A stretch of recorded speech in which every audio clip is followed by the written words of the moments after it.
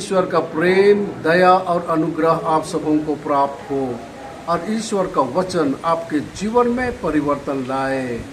आज एक मार्च चालीसा का दूसरा रविवार है। उपवास के दौरान हम पवित्र शास्त्र पढ़कर प्रार्थना में प्रभु की शरण लेते हैं, दान देकर उनकी सेवा करते हैं और उपवास के द्वारा आत्मसंयम का अभ्यास करते हैं।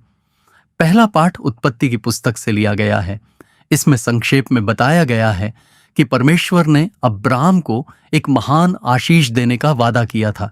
यह पाठ उस महत्वपूर्ण क्षण को दर्शाता है जब परमेश्वर ने 75 वर्षीय अब्राम को अपना स्थान छोड़कर एक अज्ञात भूमि पर जाने का आदेश दिया और उन्हें एक महान राष्ट्र बनाने, उन्हें आशीष देने, उनका नाम महान करने और उनके द्वारा पृथ्वी के सभी परिवारों को आशीष देने का वादा किया।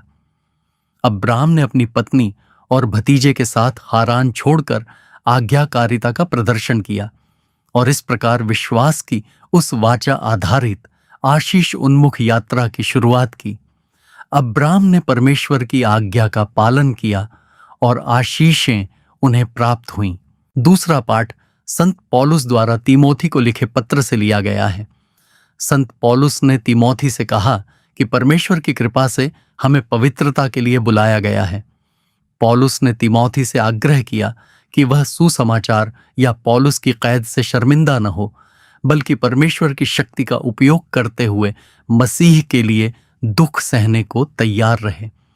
पौलुस ने इस बात पर जोर दिया कि उद्धार कर्मों से नहीं बल्कि कृपा से होता है और ये यीशु द्वारा पूरा किया गया है, जिसने मृत्यु पर विजय प्राप्त की और अनंत जीवन को प्रकाश में लाया। आज का सुसमाचार मत्ती की पुस्तक से लिया गया है। यह हमें पर्वत पर यीशु के रूपांतरण के बारे में बताता है। सुसमाचार में यीशु के रूपांतरण का वर्णन है, जहां उन्होंने पतरस, याकूब और यूहन्ना के सामने अपनी दिव्य महिमा प्रकट की। मूसा और एलियाह के साथ प्रकट होकर यीशु ने परमेश्वर के पुत्र के रूप में अपनी पहचान की पुष्टि की, व्यवस्था और भविष्यवक्ताओं की पूर्ति की। एक दिव्य वाणी ने उन्हें कूच यीशु की बात सुनने का आदेश दिया, जिसके बाद केवल यीशु ही शेष रह गए।